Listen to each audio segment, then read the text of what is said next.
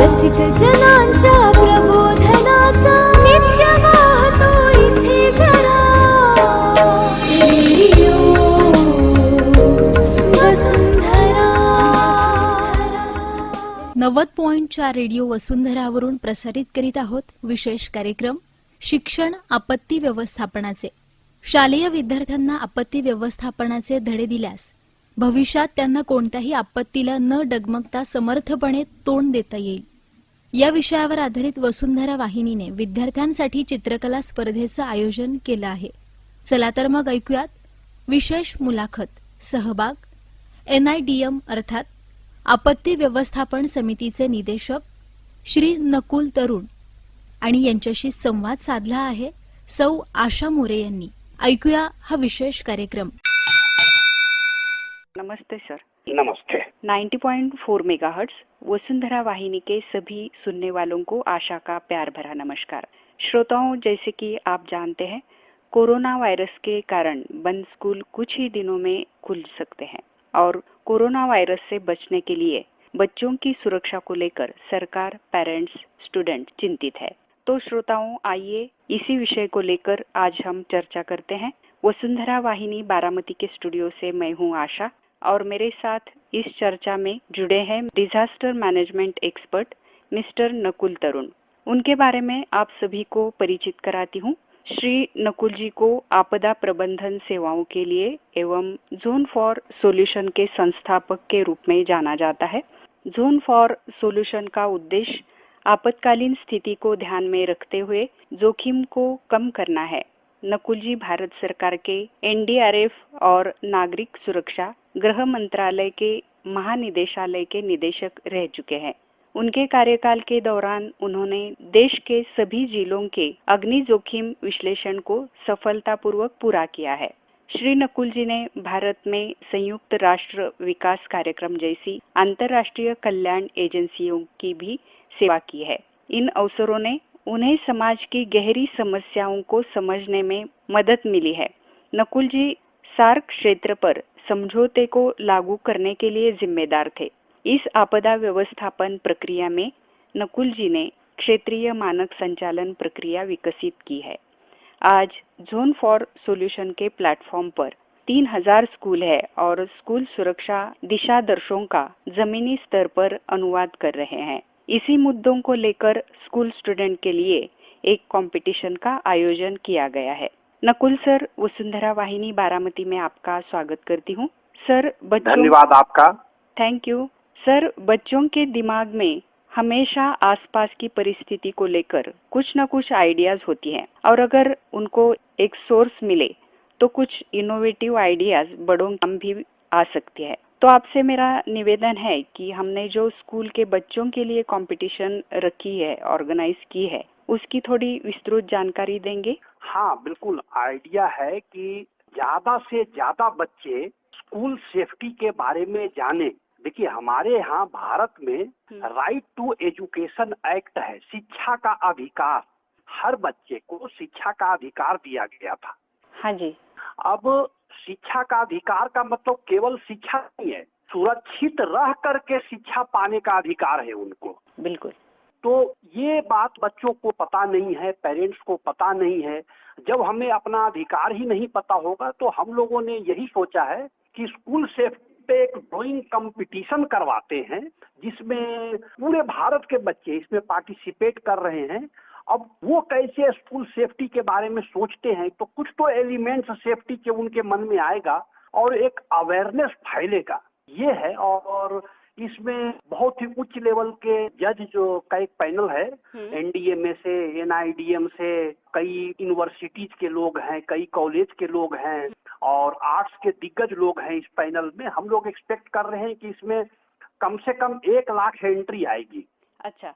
1 lakh participants कम से कम आएंगे. कौन से एज ग्रुप के बच्चे इसमें पार्टिसिपेशन कर सकते हैं? हाँ, आइडिया है कि स्कूल के बच्चे हैं जो 6 साल से लेकर 18 साल तक के जो बच्चे हैं वो लोग इसमें पार्टिसिपेट करेंगे. और सब्जेक्ट क्या रहेगा? School safety. आपके मन में क्या लगता है कि स्कूल को कैसे सेफ बना सकते हैं या क्या सेफ्टी मेजर्स हो सकते हैं? हम लोग तो एक आइडिया दे रहे हैं. बच्चे हमसे आपसे ज्यादा इनोवेटिव हैं, और अच्छा। हम लोग भी ये चाहते हैं कि उनके इनोवेशन को नेशनल प्लेटफॉर्म पे लाया जाए, उनकी क्रिएटिविटी सब लोग देखे, पूरा भारत देखे। अच्छा सर जी, इसका मतलब है कि सिर्फ कोरोना को लेकर ही नहीं बल्कि आने जाने हाँ, की जो फायर, दिक्कतें है या फायर अर्थक्वेक, सेफ्टी होगा या फिर यस, बस में जो कुछ फ्लड, इंसिडेंट्स बिल्कुल बिल्कुल सही कहा है आपने। हाँ। आइडिया ये है कि घर से बच्चा चला, स्कूल गया पढ़ने के लिए और स्कूल से पढ़ के बच्चा घर आया, तो यहाँ तक की सेफ्टी की बात करना चाहते हैं हम लोग। अच्छा। होम टू होम स्कूल सुरक्षा। अच्छा, तो इसमें बच्चों को ट्रैवलिंग के दरमियान भी कुछ घटनाएं घटती है, तो इसके बारे में भी सुरक्षा की खबर लेना बिल्कुल जरूरी बिल्कुल है। बिल्कुल सही कहा, बिल्कुल अच्छा, सही कहा है अच्छा। आपने आशा जी। कंपटीशन के बारे में मेरे यहाँ के जो बच्चे हैं उनके कुछ सवाल थे। जी बताएं। क्या पार्टिसिपेशन के लिए रजिस्ट्रेशन जरूरी है? नहीं नहीं, कोई रजिस्ट्रेशन की जरूरत नहीं है। अच्छा। आप पोस्टर बनाएं और बना करके अपलोड करने के लिए एक लिंक साथ में दिया हुआ है, जी। उस लिंक पे आप अपलोड कर दें। अब पहले रजिस्ट्रेशन की कोई जरूरत नहीं है, क्योंकि हम लोगों ने खुद कहा कि हम लोग एक्सपेक्ट कर रहे हैं कि कोई 1 लाख से ज्यादा पोस्टर आएंगे, तो पहले रजिस्ट्रेशन करवाने का कोई लॉजिक नहीं था इसमें। अच्छा अच्छा, ठीक है। हाँ, और कोई फी नहीं है इसमें पार्टिसिपेट करने का, ये फ्री ऑफ कॉस्ट है। जी। और जो बच्चा फर्स्ट सिलेक्ट होएगा, फर्स्ट पोजीशन पे जो बच्चा आएगा उसे 5000 का अवार्ड दिया जा रहा है। हाँ। हाँ, और जो सेकंड आएगा उसे 3000 का अवार्ड है, और जो थर्ड आएगा उसके लिए 1000 का है, और सर्टिफिकेट तीनों के लिए है। और हर पार्टिसिपेंट को सर्टिफिकेट मिलेगा। है उसमें। अच्छा। हाँ। और सर थीम क्या होगी? ड्राइंग कैसे होना चाहिए? कागज पे होना चाहिए, पेपर पे होना चाहिए, या कौन सा कलर यूज करना है? ऐसा कोई नहीं, ऐसा कोई रिस्ट्रिक्शन नहीं। restriction। It's all about idea, कि आपका आइडिया कितना कैची है, अच्छा। कितना बेटर आइडिया है, उसके लिए है। अच्छा। अगर कोई कंप्यूटर पे मान लीजिए पेंट ब्रश यूज करता है, उस पे कर ले। कोई ऐसे ही A4 शीट पे करता है तो वो कर ले। ये ई कंपटीशन है, इसको तो स्कैन करके केवल भेजना है उसे, अच्छा, है ना। हाँ। हाँ, तो इसमें कोई इशू नहीं है, कैसे भी करे, आइडिया इज इम्पोर्टेंट। अच्छा। और सर हाँ, अगर और फिर हम इन बच्चों को एक्सपोजर भी देंगे, जिनका भी अच्छा जैसा जो थोड़ा भी अच्छा आइडिया आया तो उसे पूरा भारत देखेगा उनका ड्राइंग। जी जी सर। अच्छा सर जी, बहुत बहुत धन्यवाद। सर स्कूल सुरक्षा के उपाय क्या है? देखिए, ऑलरेडी भारत सरकार का नेशनल डिजास्टर मैनेजमेंट अथॉरिटी ने गाइडलाइन जारी कर रखा है 2016 में, स्कूल को सुरक्षित बनाने के लिए, कि कैसे स्कूल को तो कैसे बनाए। उसका प्रोसेस है कि हर स्कूल में एक स्कूल डिजास्टर मैनेजमेंट प्लान बनता है। अच्छा। प्लान कौन बनाता है? एक क्वालिफाइड डिजास्टर मैनेजर बनाते हैं। एक टीम होती है इनकी, जो स्कूल में जाते हैं और स्कूल के in and around risk assess करते हैं, कितना रिस्क है, उसी रिस्क के हिसाब से मिटिगेशन मेजर्स डेवलप करते हैं। उसी के हिसाब से टीम एंड टास्क फोर्स बनाया जाता है।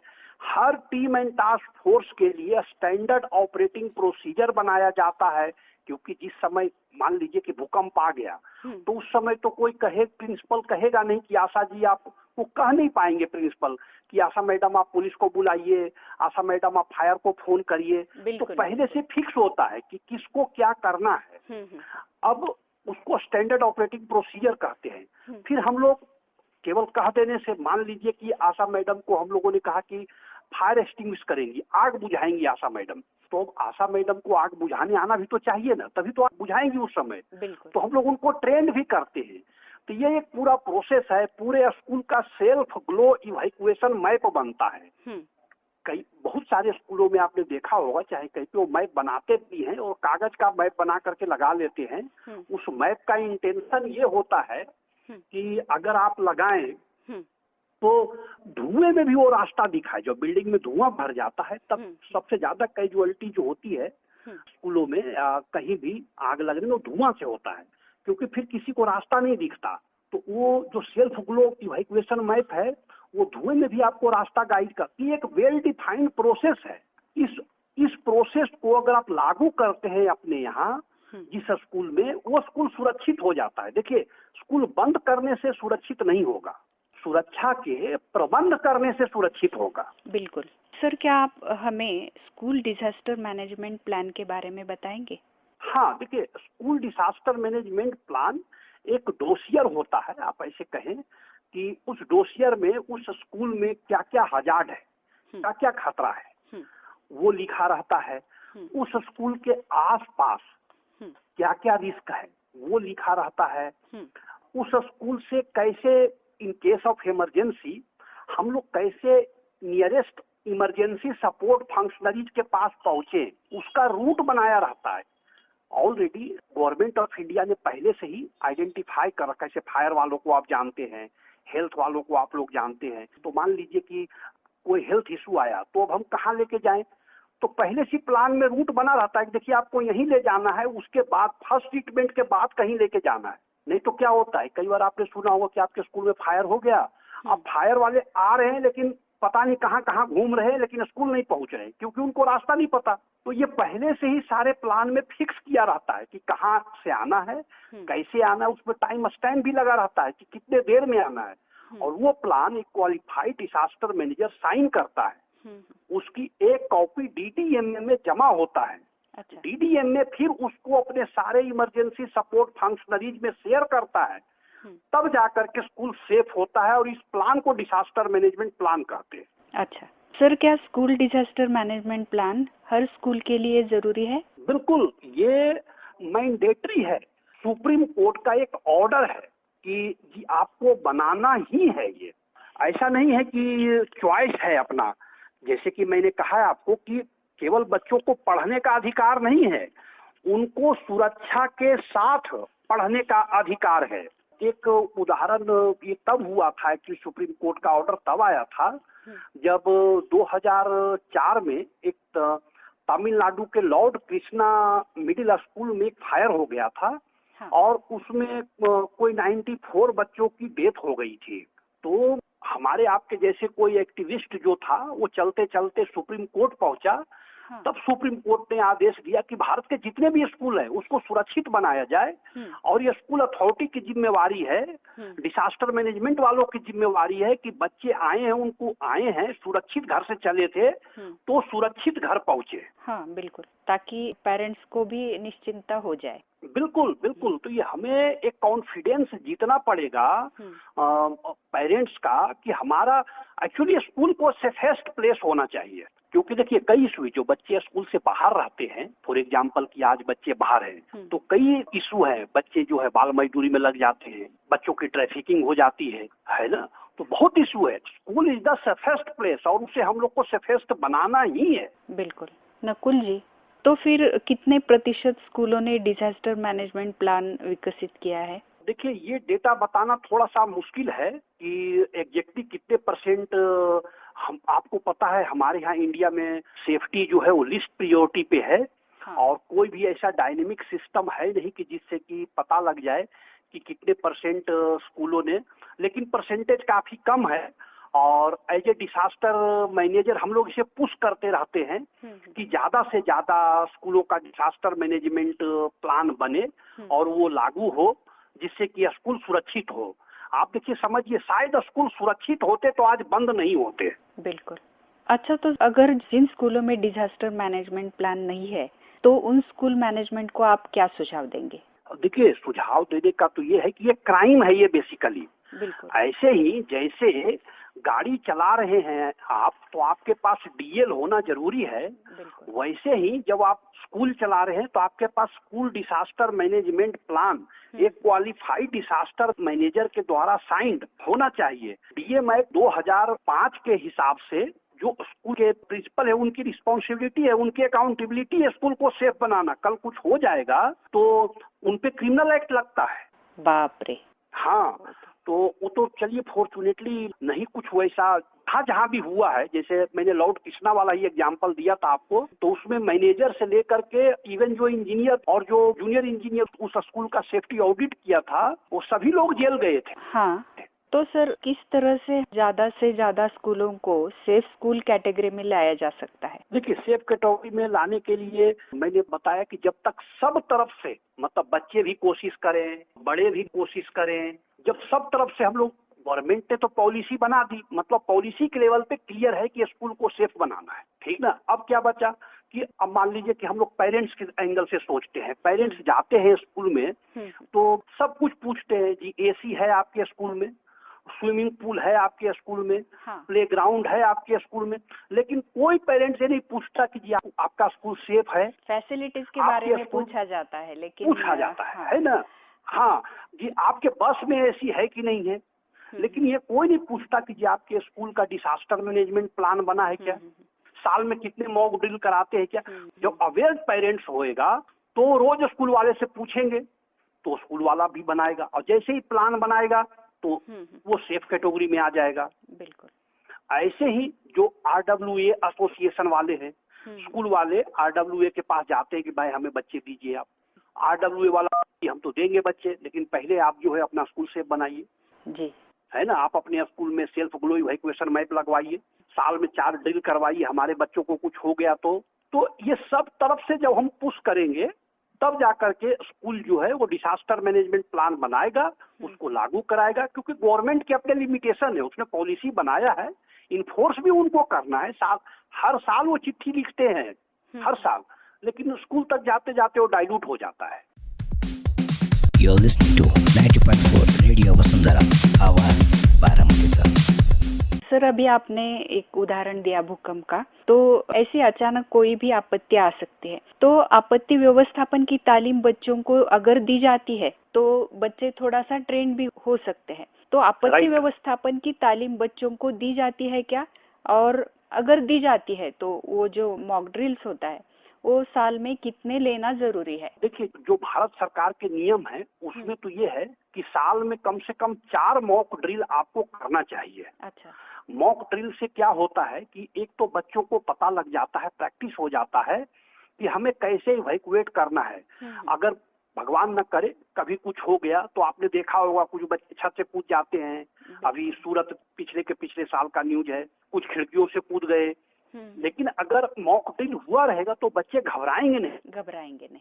हाँ, अगर बच्चे मॉक ड्रिल किए रहेंगे, लेट से कि इसे फायर का मॉक ड्रिल कर रखा है उन्होंने जी, तो उन्हें पता होगा कि आग लगने पे मुझे क्या करना है, और इतना अच्छा से ट्रेनिंग होता है। और ये बच्चे, खास करके जो छोटे बच्चे होते हैं वो ज्यादा सिंसियर होते हैं, वो बहुत ही अच्छा। लोग सोचते हैं छोटे बच्चे मॉक ड्रिल ना करें, लेकिन छोटे बच्चे ज्यादा अच्छा से सिंसियरली मॉक ड्रिल करते हैं। बिल्कुल। और जब उनको प्रैक्टिस हो जाता है तो बिल्कुल वो लाइन में जाकर के बाहर खड़े हो जाएंगे, खुद ही काउंटिंग कर लेंगे कि हम लोग इस क्लास में इतने बच्चे हैं, तो उससे पता लग जाता है कि कितने बच्चे अंदर थे, कितने बच्चे बाहर आए। अगर कोई अंदर रह गया तो फिर सर्च एंड रेस्क्यू ऑपरेशन चलता है। तो ये बहुत ही एक टेक्निकल प्रैक्टिस है, इसे करते रहना चाहिए। और मॉक ड्रिल जितना ज्यादा आप करेंगे जी, आपके बच्चे उतना ट्रेंड होएंगे और उतना दुर्घटना का चांस जो है वो घटता जाएगा, और इसी को रिस्क रिडक्शन बोलते हैं। बिल्कुल। सर, क्या फायर सेफ्टी और सेफ स्कूल एक ही है?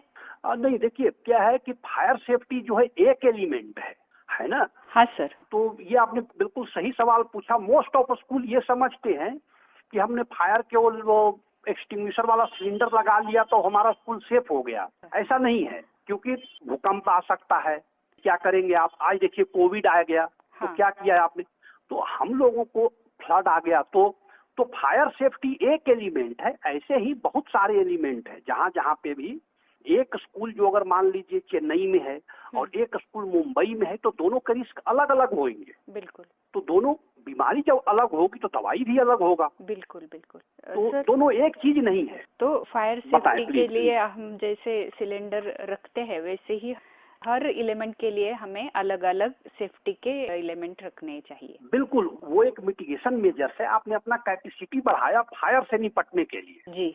ऐसे ही बाकी के भी जो इमरजेंसी हैं, हेल्थ इमरजेंसी है, तो क्या होता है आपने देखा हो कि बच्चों को स्कूल में कई बार टीचर को ही हार्ट अटैक आ जाता है। तो वैसे केस में आपको CPR देने के लिए आना चाहिए। अगर आपके यहाँ CPR देने वाला एक आदमी भी है तो 90% चांस है कि जिसको हार्ट अटैक आया वो बच जाएगा। लेकिन क्या है, अगर नहीं आता है तो आपने देखा है ये कैजुअलिटी हो जाती है। बिल्कुल। और मैं तो सबको कहते रहता हूँ कि आप अपने पड़ोसी को और आसपास वालों को CPR की ट्रेनिंग दिलवाइए, क्योंकि लेट से अगर आपको कुछ हो गया तो मदद तो वही लोग करेंगे ना जो आसपास में होंगे। बिल्कुल। प्राइमरी तो एड ऐसे ही जितने ज्यादा से ज्यादा जल्दी से जल्दी दे सकते हैं तो खतरा कम हो जाता है। कम होता जाएगा। इसी को प्लैटिनम आवर बोलते हैं, फिर और गोल्डन आवर। ये कंसेप्ट है। और इसे जितना अच्छा आप इम्प्लीमेंट करें उतना आपका रिस्क कम हो जाएगा। बिल्कुल सर, इंडिया में 100% स्कूल सेफ आपके हिसाब से कब तक हो सकता है? ये तो बड़ा टफ टारगेट है और बड़ा टफ क्वेश्चन है आपका, क्योंकि गवर्नमेंट जो है वो 2017 से कोशिश कर रही है। अच्छा। लेकिन अभी तक कोई सिग्निफिकेंट रिजल्ट तो नहीं आया है। इसके लिए यही हो सकता है कि आप लोगों के सहयोग से ज्यादा अगर जो मैंने कहा कि पेरेंट्स, टीचर, स्टूडेंट सब अवेयर हो तो शायद हम साल भर में कर पाए, सारा पूरे भारत के स्कूलों को कवर कर पाए अगर सब लोग एक साथ लग जाएं, क्योंकि स्कूलों की संख्या भी काफी है, आप समझती हैं। और सभी को एक साथ ये काम करना चाहिए, बिल्कुल बिल्कुल। देखिए, बच्चे रहेंगे तभी तो पढ़ेंगे, तो उनकी सुरक्षा जरूरी है, राइट। सब मिल के लग जाए सुरक्षा में, तब स्कूल सुरक्षित हो जाएगा। बिल्कुल सर, कोरोना की वजह से पिछले साल से ऑनलाइन स्कूल चल रहे हैं और अभी स्कूल बंद है। जब अनलॉक हो जाएगा, स्कूल रीओपन हो जाएंगे, तो स्कूल मैनेजमेंट को आप क्या सुझाव देंगे? देखिए, सबसे पहले तो आपने एक ऐसा सब्जेक्ट पूछा कि भारत में कोई 67% जो पॉपुलेशन है गांवों में रहता है जी। अब स्कूल बंद है, तो जो शहर में लोग रह रहे हैं, जो लोग अफोर्ड कर सकते हैं, वो तो ऑनलाइन एजुकेशन ले पा रहे हैं। लेकिन जो गांव में लोग रह रहे हैं, वो अगर अफोर्ड कर भी सकते हैं तो नेटवर्क नहीं है जी। या क्योंकि गवर्नमेंट स्कूल के हैं तो कई बार उनके टीचर ऑनलाइन क्लास लेते ही नहीं हैं। ये भी इशू देखा गया। तो एक डेटा के हिसाब से पाया गया है कि जो 67% बच्चे गांव वाले हैं, उनमें केवल 25% बच्चे ही ऑनलाइन क्लास ले पा रहे हैं। तो बाकी के साथ तो एक डिजिटल डिवाइड क्रिएट हो रहा है ना जी। वो एक जो नए बच्चे नहीं पढ़ेंगे तो फिर गरीबी वाला जो पॉवर्टी साइकिल है वो फिर से स्टार्ट हो जाएगा। बिल्कुल। वो फिर से बेचारे गरीब रह जाएंगे। तो हम लोगों को जितना जल्दी हो सकता है उतना जल्दी हम लोगों को, देखिए इसे ठीक है, एक डाइवर्सिटी है लेकिन अपॉर्चुनिटी भी है। आप समझे कि जब 2001 में गुजरात का अर्थक्वेक आया था जी, तो हम लोगों ने क्या किया, उसके बाद हम लोगों ने पूरा डिसास्टर मैनेजमेंट का इंफ्रास्ट्रक्चर क्रिएट कर दिया। एनडीएमए बना दिया, एनआईडीएम बना दिया, है ना। बिल्कुल। उसके बाद हम लोगों ने एनडीआरएफ बना दिया, हम लोगों ने उसके बाद एसडीआरएफ बना दिया, डीडीएम। तो ऐसे ही इसको हम लोग को ये समझना चाहिए कि अब अगर कोरोना आया है तो हमारे पास अपॉर्चुनिटी कि इस बार हम स्कूल को सेफ ही बना देते हैं। क्यों? क्योंकि देखिए, अभी कोविड का अभी सेकेंड वेव आया है, अभी फिर कोई वेव आएगा, कल कोविड का बड़ा भाई डेविड आएगा, कल उसका कजन सोविड आएगा। तो क्या हम हमेशा स्कूल बंद रखेंगे? नहीं। और इसका नुकसान जो हो, राइट, इसका हमें उपाय ढूंढना चाहिए। और जो उपाय हम करेंगे तो वी विल फाइंड उपाय ऑलरेडी है, ऑलरेडी वेल एस्टेब्लिश्ड उपाय है कि उसको सेफ बनाया जा सकता है। वो तो केवल हम एफर्ट नहीं कर रहे। जब हम अपने घर को सेफ बना सकते हैं तो घर को बड़ा कर लीजिए, वो स्कूल है वो। बिल्कुल। सर जी, कहा जाता है, अभी आपने बोला कि थर्ड वेव आएगा या कोरोना का भाई आएगा, तो कहा जाता है कि आने वाली कोरोना की थर्ड वेव, तीसरी लहर है, वो बच्चों पे असर करेगी। तो ऐसे हालात में फिर से शुरू करना स्कूल, इसके लिए आपकी क्या राय है? देखिए आशा जी, आप ऐसे समझे कि भारत में जोन 5 और जोन 4 है। जोन 4 में दिल्ली भी आता है और जोन 5 में श्रीनगर और सारा नॉर्थ ईस्ट आता है। यहाँ हमेशा ही भूकंप आने का खतरा है, हमेशा ही। तो स्कूल बंद था क्या? नहीं था। ब्रह्मपुत्र के किनारे किनारे या जो फ्लड प्लेन है पूरा यूपी का, बिहार का, इतना बड़ा स्टेट है, आधा इंडिया तो यही है, के किनारे किनारे जितने भी स्कूल हैं इसको पानी में डूब जाने का खतरा है।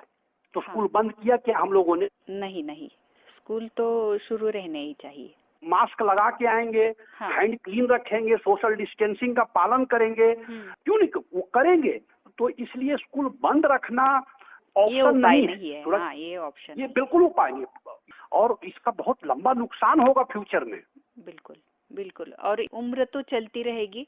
बिल्कुल, बच्चे बड़े होते रहेंगे और उनका ये जो, बिल्कुल सही कहा है आपने। जो बच्चे हैं, हर बच्चे का एक टाइम के हिसाब से लर्निंग कर्व होता है। उस समय जो लर्न करना चाहता है अगर वो नहीं कर पाएगा तो फिर एक समय के बाद उसी चीज को हमें लर्न कराना पड़ेगा जिस समय कुछ और लर्न करना था उनको। बिल्कुल। और वो पीछे पड़ते जाएंगे, बच्चे पीछे छूट जाएंगे।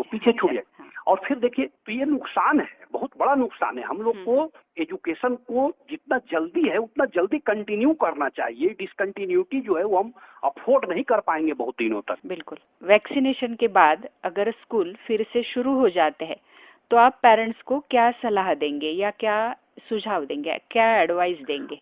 हाँ, देखिए मैं पेरेंट्स को ये कहूंगा कि भले ही कोविड के केसेस आपके गांव में, शहर में 0 हो जाएं, उसके बाद भी, वैक्सीन लगाने के बाद भी हम लोगों को जो कोविड बिहेवियर है कि मास्क लगाना है, सोशल डिस्टेंसिंग पालन करना है, वो सब जारी रहना चाहिए। हाथ को क्लीन रखना है, इन सब चीजों पे काम करते रहना है। ऐसा नहीं है कि कोविड पेशेंट 0 पर आ गए तो सब कुछ छोड़ दिया और फिर से हमारा पहले जैसा बर्ताव शुरू हो गया, ऐसा नहीं करना है। हम स्कूल वाले स्कूल में सेम चीज करें, सुरक्षा को ऐसे भी बेहतरी के लिए ही होता है। तो ये मेरा एडवाइस है पेरेंट्स के लिए। और एक चीज मैं फिर से दोहराना चाहूंगा कि जब स्कूल खुले तो फिर से वो स्कूल अथॉरिटी से पूछें कि भाई आपका स्कूल डिजास्टर मैनेजमेंट प्लान बना है, और अगर नहीं बना है तो टाइम बताइए कि कब बनवा रहे हैं आप। तो सर ये एडवाइस था पेरेंट्स के लिए, लेकिन बिल्कुल, जब जी। पेशेंट कम होने के बाद जब अनलॉक हो जाएगा तो स्कूल फिर से शुरू होने के बाद स्कूल एडमिनिस्ट्रेशन को आप क्या व्यवस्था करने के लिए सुझाव देंगे, या स्कूल एडमिनिस्ट्रेशन को स्कूल सेफ्टी की कौन सी व्यवस्था करनी पड़ेगी? देखिए हमें यही ध्यान देना है स्कूल वालों को। उनको ये समझना चाहिए कि उनका स्कूल आज बंद क्यों है, क्योंकि स्कूल सेफ नहीं थे। बिल्कुल। तो पहला एडवाइस तो ये है कि उनको डे 1 से ये कोशिश करना चाहिए कि हमारा स्कूल सेफ हो जाए। अच्छा। सेफ्टी के सारे जो व्यवस्था है वो करें। और अभी तो जैसे पेरेंट्स के लिए है कि कोविड बिहेवियर को अगर स्कूल अथॉरिटी बढ़िया से इम्प्लीमेंट करे, वो खुद भी मास्क को इन्फोर्स करें, वो खुद भी हैंड क्लीन करें, सैनिटाइजर का यूज करें। अगर एक क्लास में बच्चों की संख्या बहुत ज्यादा है तो उसमें देख लें कि मिक्स क्लास करें, कि जैसे लेट से कि एक क्लास है 100 का, उसमें से 25 बच्चे ऐसे हैं जो थ्योरेटिकल, ऐसा मिक्स करें कि उसमें से कुछ बच्चे ऑनलाइन पढ़ लें थ्योरेटिकल सब्जेक्ट और प्रैक्टिकल करने के लिए क्लास में आए। तो थोड़ा सा उससे क्या होगा, सोशल डिस्टेंसिंग फॉलो हो जाएगा। बिल्कुल, क्योंकि बहुत सी शाखाएं ऐसी है कि उन्हें प्रैक्टिकल करना ही जरूरी है, जैसे कि ITI है या इंजीनियरिंग के स्टूडेंट्स है, आर्किटेक्चर के स्टूडेंट है, उन्हें तो प्रैक्टिकल करना जरूरी है। और ये बिल्कुल कुछ सही ऑनलाइन हम नहीं हो सकता। ये देखिए आप स्विमिंग ऑनलाइन नहीं सिखा सकते, नहीं सिखा सकते, है ना, क्रिकेट ऑनलाइन नहीं सिखा सकते, म्यूजिक ऑनलाइन नहीं सिखा सकते। नहीं। ठीक है, हिस्ट्री का क्लास है तो आप ऑनलाइन पढ़ा लीजिए, लेकिन फिजिक्स के लिए आप स्कूल बुला लीजिए क्योंकि आपको प्रैक्टिकल करके दिखाना है। केमिस्ट्री के लिए स्कूल बुला लीजिए। तो ये थोड़ा मिक्स मैच करना पड़ेगा और धीरे धीरे रेगुलर शुरू करना पड़ेगा। रेगुलर भी शुरू करना पड़ेगा। अदरवाइज जो खास करके जो पुअर स्टूडेंट हैं, और एक चीज मैं और कहना चाहता हूँ, जो इस पूरे प्रोसेस में इकोनॉमिकली वीकर सेक्शन की जो गर्ल्स चाइल्ड है, सबसे ज्यादा नुकसान उनका हुआ है। बिल्कुल बिल्कुल। और जो ये कई जगह देखा गया है, जो बस्ती में रहते हैं, गांव में रहते हैं। बिल्कुल बिल्कुल। तो हम लोग मैनेजर किस बात के लिए, हम लोग अगर क्वालिफाइड हैं तो हम लोग को सबके बारे में सोचना चाहिए। जो खास करके जो मोस्ट डिप्राइव्ड है उसके बारे में पहले सोचना चाहिए। बिल्कुल सर, आपने सही बात बताई। सर जी, डिजास्टर मैनेजमेंट कमेटी के बारे में आप हमें क्या जानकारी देंगे? देखिए हर स्कूल में ये बहुत ही बढ़िया एक सिस्टम बना हुआ है कि जिससे कि डिजास्टर मैनेजमेंट स्कूल सेफ्टी का जो प्रोसेस है वो 365 दिन चलता रहे और स्कूल 360 डिग्री सेफ हो जाए। तो क्या है, कमेटी बना दी जाती है पहले ही। उस कमेटी में स्कूल के प्रिंसिपल होते हैं, तो स्कूल फिर पेरेंट्स एसोसिएशन से 1-2 लोग होते हैं, फिर जहाँ पे भी स्कूल होता है वहाँ का जो सिविल डिफेंस वॉलंटियर होता है उसके वार्डन होते हैं, रेड क्रॉस सोसाइटी का एक मेंबर होता है जी, एजुकेशन डिपार्टमेंट का एक आदमी होता है। तो कई लोगों को शामिल करके एक स्कूल डिजास्टर मैनेजमेंट कमेटी बना देते हैं। उनका काम है कि साल में कम से कम एक बार जी वो रिव्यू करें कि स्कूल सेफ्टी पे क्या क्या हुआ है। तो क्या होगा, वो कमेटी जो बैठेगी, अगर नहीं भी किया होगा, लेट से आप प्रिंसिपल हैं और आपको पता लगे कि भाई ये कमेटी आज रिव्यू करने वाली है 10 दिन बाद, तो आप 10 दिन में जल्दी जल्दी काफी कुछ काम करेंगे। तो इसी हिसाब से ये सारा कुछ डिजास्टर मैनेजमेंट प्लान का पार्ट है। ये जो SDMP है, स्कूल डिजास्टर मैनेजमेंट प्लान, उसका पार्ट होता है ये SDMC, school disaster management committee. जी सर। उनको रखा इसीलिए गया है कि फिर क्या होता है, सारा करके आप DDMA में जमा कर देते हैं, तो फिर DDMA भी आपसे पूछने लगता है जी आपकी SDMC की मीटिंग हुई, आपके यहाँ मॉक ड्रिल हुआ। तो ये कितना बढ़िया एक साइकिल है कि अगर आप इसको यूज करने लगे, इसको बस इम्प्लीमेंट कर लीजिए स्कूल में, हर साल कुछ आपका जो सेफ्टी का लेवल है वो थोड़ा अप होते जाएगा, और ऐसे ही करते करते एक दिन स्कूल सेफ हो जाएगा आपका। बिल्कुल। और सर, स्कूल आपत्ति व्यवस्थापन प्लान का इवैल्यूएशन होना चाहिए, आपका इसके बारे में क्या राय है? देखिए क्या है कि जब कोई भी प्लान है, अब वो प्लान सफल है कि नहीं है कैसे पता चलेगा? बिल्कुल सर। तो उसी के लिए जो प्लान बना है उसका सबसे पहला सत्यापन तो यह है कि जो डिजास्टर मैनेजर बनाता है वो साइन करता है और रिस्पॉन्सिबिलिटी लेता है कि जी मैंने बनाया है ना। जी सर। दूसरा कि अब जब आप मॉक ड्रिल कराते हैं, लेट से कि चलो आज हम ये सिमुलेट करते हैं कि अर्थक्वेक आया है, तो अब अर्थक्वेक से हम देखते हैं उस समय कि क्या हुआ, हमने इस प्लान के हिसाब से सब कुछ ठीक हुआ, बच्चे सब निकल करके सेफ प्लेस पे चले गए। हर स्कूल में एक सेफ प्लेस आइडेंटिफाई किया जाता है। जी सर। वो एग्जैक्टली बिल्डिंग से इतना दूर होता है कि अगर लेट से मान लीजिए एक बिल्डिंग 50 मीटर की है और वो बिल्डिंग वर्टिकली से कोलैप्स कर गई, गिर गई, तो 50 मीटर से दूर होता है वो सेफ प्लेस। हाँ। तो पूरा चेक, अगर मान लीजिए सही से पूरा फॉलो हुआ कि नहीं हुआ, है ना, अगर कोई कमी रह गई तो फिर से उस प्लान को इम्प्रूव करते हैं कि अच्छा देखिए हम लोग को ऐसे करना चाहिए। तो ऐसे करते करते ये आपका प्लान भी अपडेट होते रहता है, और इसीलिए सुप्रीम कोर्ट ने कहा है कि आपका जो स्कूल डिजास्टर मैनेजमेंट प्लान है वो हर साल अपडेट होना चाहिए। इसका मतलब है कि अगर एकाध घटना घटा हुआ हो तो उसके बारे में स्कूल डिजास्टर मैनेजमेंट कमेटी ने क्या एक्शन लिया या बच्चों ने क्या एक्शन लिया, उसमें कितना नुकसान हुआ और कितना कम नुकसान हो सकता था, इसका इवैल्यूएशन होना चाहिए।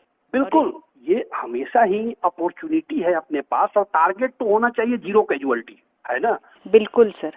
हमें क्योंकि जान से बढ़ के कुछ भी नहीं है, तो अब हम अगर कर सकते हैं, ऑलरेडी एक व्यवस्था है कि कमेटी है, इतना बड़ा स्कूल इंफ्रास्ट्रक्चर है, स्कूल में इतने सारे टीचर हैं, और जो आपके स्टूडेंट हैं, जितने ये स्टूडेंट बड़े काम के हैं इनको। अब ये है कि अगर हम एक उदाहरण लीजिए कि एक क्लास में छोटा सा आग लग गया मान लीजिए, है ना जी, तो क्या है कि अब आपको ज्ञान नहीं है तो आप घबरा सकते हैं।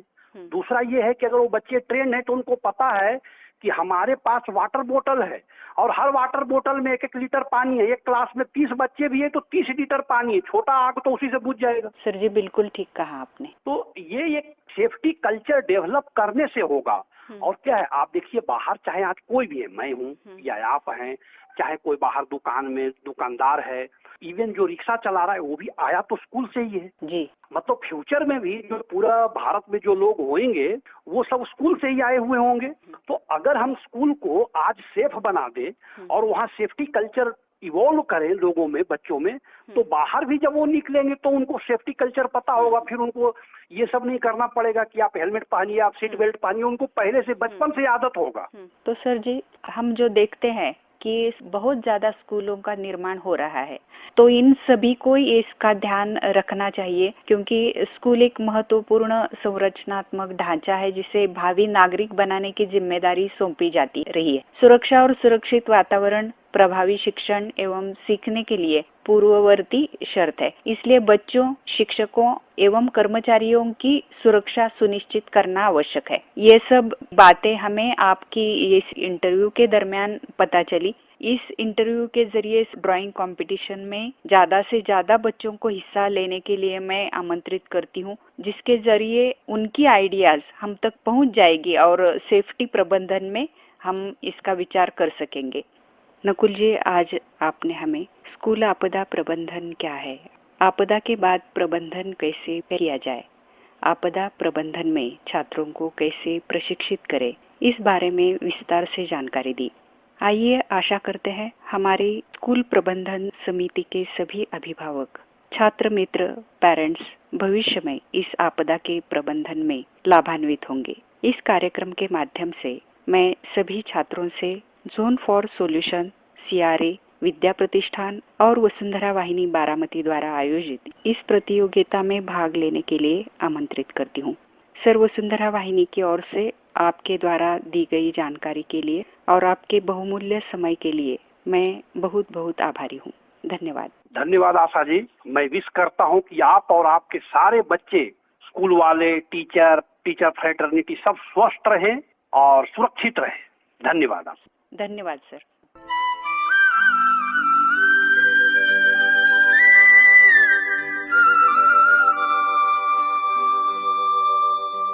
नव्वद 90.4 रेडिओ वसुंधरावरून श्रोते हो, आत्ताच आपण आपत्ती व्यवस्थापन समितीचे निदेशक श्री नकुल तरुण यांची आपत्ती व्यवस्थापन या विषयावर सौ आशा मोरे यांनी घेतलेली मुलाखत आपण ऐकलीत.